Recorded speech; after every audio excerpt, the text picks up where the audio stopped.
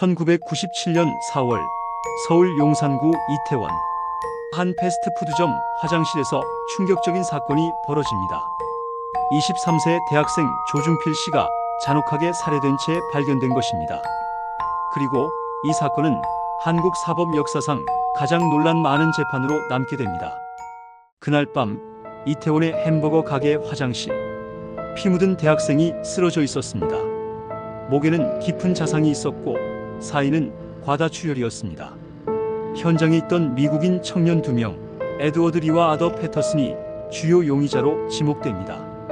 목격자들은 둘이 함께 화장실에 들어갔다고 진술했습니다. 그러나 누가 칼을 들었는지는 명확히 밝혀지지 않았습니다. 경찰은 두 사람 모두를 긴급 체포했습니다.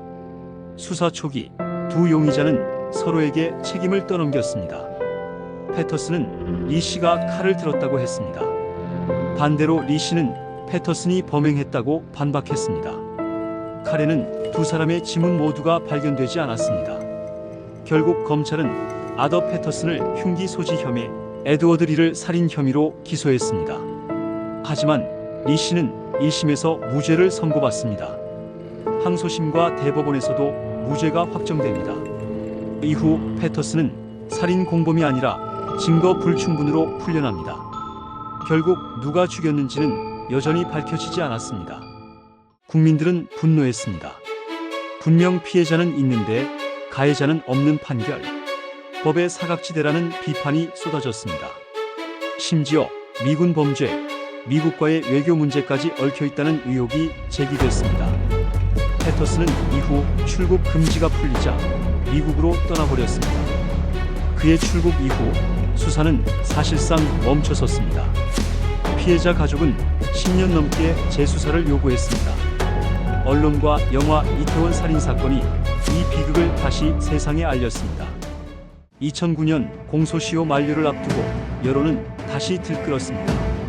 검찰은 아더 패터슨을 진범으로 다시 기소하기로 합니다. 그러나 그는 이미 미국에 있었고 송환 절차가 필요했습니다. 한국 검찰은 미국 정부의 범죄인 인도를 요청했습니다. 2011년 미국 법원이 그의 한국 송환을 결정합니다. 2015년 패터슨은 결국 한국으로 송환되었습니다. 그는 법정에서 끝까지 혐의를 부인했습니다.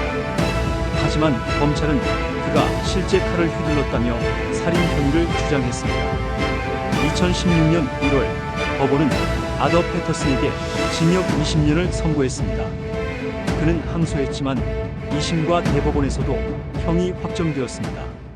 그러나 에드워드 리는 무죄, 패터슨은 유죄라는 판결은 여전히 의문을 남겼습니다.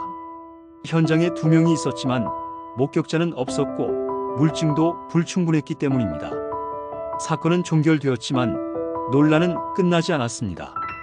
이태원 살인 사건은 한국 사회에 법의 정의란 무엇인가를 묻는 상징이 되었습니다. 진실은 오직 두 사람만이 알고 있을지 모릅니다.